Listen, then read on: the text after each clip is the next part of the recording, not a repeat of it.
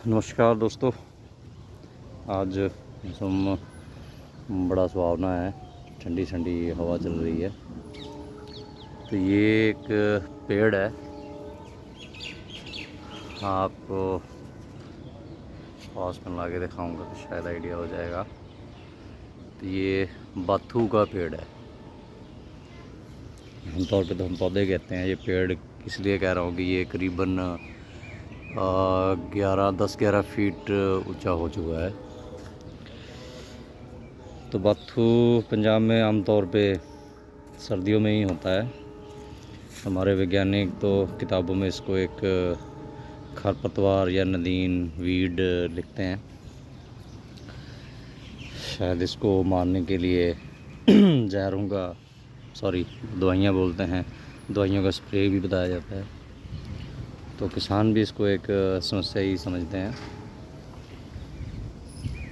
तो हमारे पास बगीची में जो है ये 2 तरह के बाथू हैं। एक तो ये वाला है, इस पर भी पत्ते हैं, और दूसरा ये देसी वाला। स्वदेशी बाथू तो अभी पूरा बीज से भरा हुआ है, थोड़े थोड़े पत्ते हैं छोटे छोटे। लेकिन इसको जो है आप देखिए, नीचे से हमने पूरा इसको काट के हम बाथू जो है वो खा लिया है। यहाँ आगे और पौधे भी हैं। तो ये बाथू जो है ये किसान से मैं होशियारपुर से मास्टर प्यारा सिंह जी, जो इनोवेटिव फार्मर्स एसोसिएशन होशियारपुर के सेक्रेटरी हैं, उन्होंने अपने खेत में से कुछ पौधे दिए थे।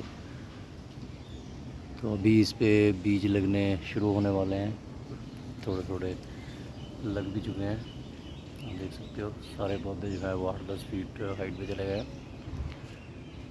तो ये लगभग सारा साल ऐसे ही पत्ते देता रहता है काफ़ी देर तक। तो सर्दियों में सरसों के साग के साथ, और गर्मियों में जैसे आपको दिखाया था कि हमारे पास ये चढ़ाई भी है, चढ़ाई के साग के साथ ये बातू मिला के हम खाते हैं।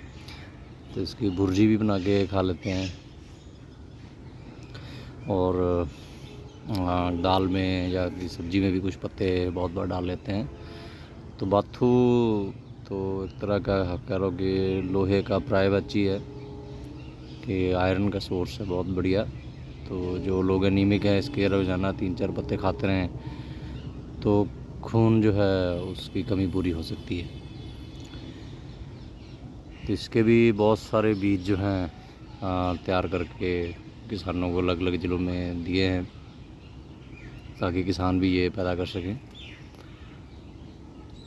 तो बाथू का एक तो ये पत्ते देगा खाने के लिए, दूसरा जैसे ये फेंसिंग है, हमारी दीवार है इधर, तो इसके साथ लगाया जाए करेले की बेल है।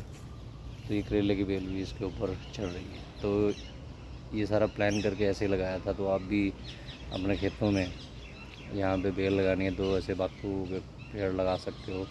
बेल जो है वो उस पर चढ़ जाएगी। आपको जो पोल है, तारें हैं, रस्सियाँ हैं, वो ख़रीदने की, उसको बांधने की, निकालने की ज़रूरत नहीं पड़ेगी।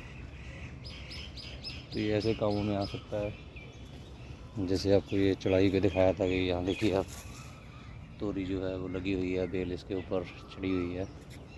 ऐसे ही आपको सण का दिखाया था। तो यही काम जो है ये बाथू ऐसे लगाया था, ये सण भी ऐसे लगाई है। इसे देखिए आप बीन्स हैं, तो वो बेल इस पर चढ़ेगी, ये चढ़ भी रही है ऑलरेडी। तो ये करेले की बेल जो है वो पूरी की पूरी इस पर फैल जाएगी, हमें कोई स्ट्रक्चर लगाने की ज़रूरत नहीं है। तो बाथू के बारे में किसान एक चिंता व्यक्त करते हैं। अभी देखिए इसमें एक ही पौधे में अगर इस पे आप देखो तो हज़ारों बीज लगे हुए हैं। तो ये किसान डरते हैं कि अगर बाथू का बीज फैलेगा तो हर जगह बाथू ही बाथू पूरे खेत में फैल जाएगा, क्योंकि बीज तो जब सूख जाएंगे तो हवा से भी उड़ के जाएंगे इधर उधर। तो उसको संभालना मुश्किल हो जाएगा, ये जो मेन फसल है उसकी पैदावार कम कर देगा। तो इसको 2 तरीके हैं।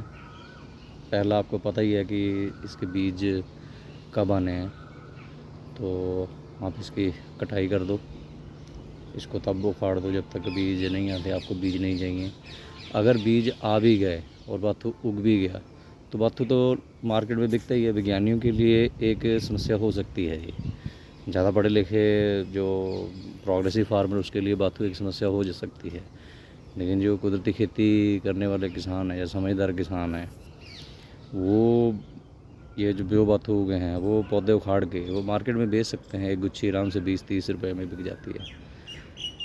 तो बात समझने वाली होती है कि ऐसा नहीं है कि अगर वैज्ञानिकों ने कुछ लिख दिया वो पत्थर पर लिख है तो ऐसा ही करना है, ये चीज़ ऐसे ही होनी है या ऐसे नहीं होनी चाहिए।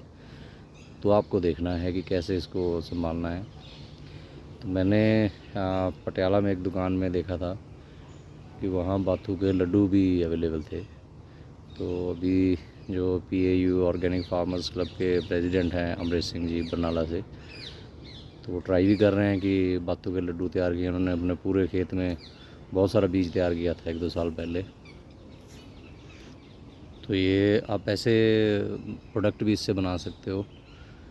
तो अगर आप ग्राहक में कैपेसिटी है ग्राहक को कन्विंस करने की, तो आप ये बीज जो कच्चा बीज है ये तोड़ के भी ग्राहक को दे सकते हो कि वो इसकी भी भुर्जी बनाए या सब्ज़ी बना सकता है। तो इससे इसका इस्तेमाल बड़े आसानी से किया जा सकता है। तो किसानों को बहुत ज़्यादा डरने की घबराने की ज़रूरत नहीं है। आप अगर बाथू ये फैल रहा है तो उसको फैलने से रोकने के लिए ये आसान से तरीके हैं कि आप बीज ही मत पैदा होने दो, या आप जो है वो उगता है जैसे हम इसको काटते रहते हैं कि जल्दी बीज जो पहले के लगे हुए थे उसमें जल्दी बीज आ रहे थे, अभी दोबारा आ रहे हैं। तो जिस एरिया में मुझे बीज नहीं चाहिए होंगे मैं इसको काट के इसके पत्ते खा लूँगा। यहाँ पे मुझे बीज फैलाने हैं वहाँ पे मैं छोड़ दूँगा कि मुझे ये बाथू जो देसी बाथू है ये पूरे लगभग बगीचे में हर जगह है। तो जहाँ जहाँ भी उगा सर्दियों में हमने वहाँ से उखाड़ के उसको साग में इस्तेमाल किया। अगर साग में इस्तेमाल नहीं करना है, आपको फेंसिंग भी नहीं करना है, तो एक और काम करते हैं कि देखो ये एक जैविक मादा ही तो है। तो मैं तो इनको काट के जो है मल्चिंग भी कर देता हूँ। तो थोड़ा दूसरी साइड में है तो कुछ पौधे थे तो उनको काट के मैंने मल्चिंग कर दी। ऐसे ये सण है, अब जैसे सण इधर फैल रहा है तो ये जो बेल है इसको छाया होगी, ठीक है। तो थोड़ा सा इसको काट भी देंगे ताकि धूप वहाँ पहुँचती रहे। और ये लोबिया की आप बेल देख ही सकते हो, ये सण के भी पौधे से ऊपर ये निकल आई है। तो अभी ये यहाँ से इसको हम इधर चढ़ा देंगे, यहाँ ऐसे टाई अप कर देंगे। इसका थोड़ा सा टिल्ट करेंगे, ये अपने आप जो है इसको ले लेगी। तो ये आइडिया किसानों को खुद डेवलप करने हैं कि खेत में जो कुदरत ने उगाया है या खेत में जो भी उगता है वो है क्या, उसका क्या इस्तेमाल कर सकते हो। यही कि अब यूनिवर्सिटी का अपना हिसाब किताब होता है साइंटिस्ट का, वो तो जो फसल आपने खुद से खेत में लगाई है तो उसका वो होता है कि मुझे उसी की ज़्यादा पैदावार करनी है, बाकी जो है वो सब कुछ नदीन है, वो बाकी सब कुछ बेकार है, उसका कोई फ़ायदा नहीं है, वो नुकसान ही करता है। तो उनका क्राइटेरिया का अलग होता है। तो किसान को जो अपना क्राइटेरिया बनाना है कि मेरा क्या क्राइटेरिया है। अगर तो आपको सिर्फ जैसे गेहूँ लगाना है तो गेहूँ में ये होता है, सब्जियों में ये हो जाता है। तो ये भी न्यूट्रिशन लेगा, इसमें तो कोई दो राय नहीं है कि दूसरी फसल पे कुछ ना कुछ असर तो डालेगा ही। लेकिन आपने खेत में से सिर्फ कोई एक ख़ास फसल लेनी है या खेत में से कमाई करनी है, ये आपको देखना है। तो बाथू के आपको 3-4 फ़ायदे तो बता ही दिए हैं। तो ये अब आपको देखना है कि इसको कैसे संभालना है। तो जो इसके फैलने वाली बात है वो तो बहुत सिंपल है। जैसे आपको कड़ी पत्ते के केस में बताया था कि आपको पता होना चाहिए कि कब उस पर फूल आ रहे हैं, और नहीं भी पता है तो वो तो पौधा देख के बता ही देगा। अभी मुझे यहाँ से देख के पता लग ही रहा है कि इसको भी फूल आने शुरू हो गए हैं। तो ये प्लानिंग जो है वो किसानों को करनी है। सो उम्मीद है कि आप भी बाथू को एक दुश्मन की तरह जैसे वैज्ञानिकों ने अपने बता दिया है वैसे नहीं देखोगे। वो भी एक मित्र है। यहाँ बत्थू उगता है, इसका मतलब ज़मीन में लोहा तो है वहाँ पे। तो एक आपका टेस्ट भी हो गया ये कि ज़मीन में लोहे की मात्रा है या नहीं है। तो हो सकता है वैज्ञानिकों ने भी कहीं ऐसा लिखा हो जो आगे बताए इसका। तो बत्थू से डरना नहीं है, उसका इस्तेमाल करना है। धन्यवाद।